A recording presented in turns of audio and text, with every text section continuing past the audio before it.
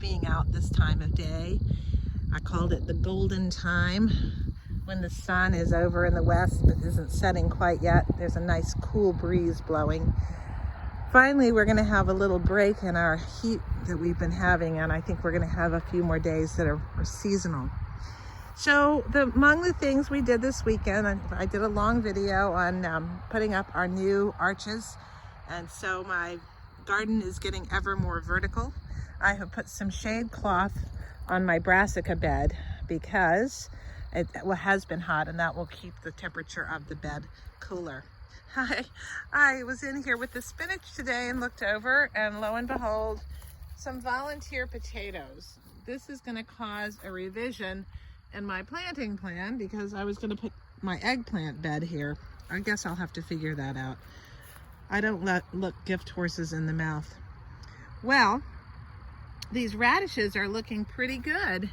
And I was thinking, I'm going to check on them and see. Well, they're starting to bulb up there. That's good. Let's see what else we got. Yeah, they're getting there. They're getting there. Probably later this week I can start pulling them. That's good. The parsnips are coming along. They're starting to get their first real leaves here. And I'm really happy to see this kind of growth on these parsnips because I do love them so. Here we have a little patch of dill, and that is a nice thing to see as well because I do love my dill. Here's the radishes that I planted so long ago, and oh my, finally they're starting to bulb up. They just struggled, they got hit by the cold, they got covered up, they got trampled on, but I guess they're now deciding to be radishes. That's a little weed. Goodbye, piece of grass. I started thinning these beets yesterday when I was thinning the carrots, and I was munching as I went. They taste so good.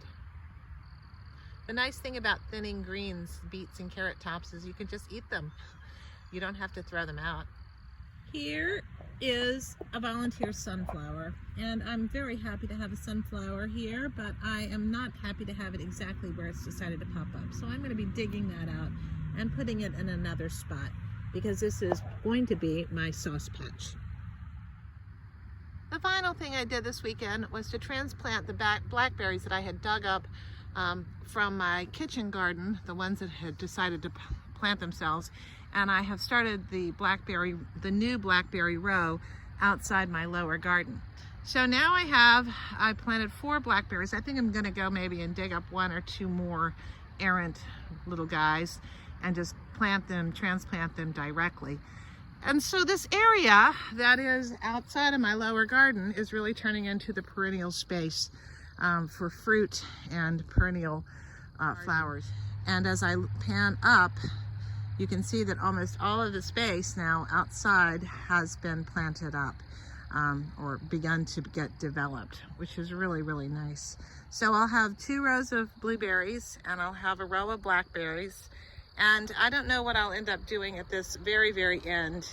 Probably eventually I will go ahead and extend the fence out to this perimeter, but then that involves creating whole new perimeter beds and extending things further, and then it goes on and on and on.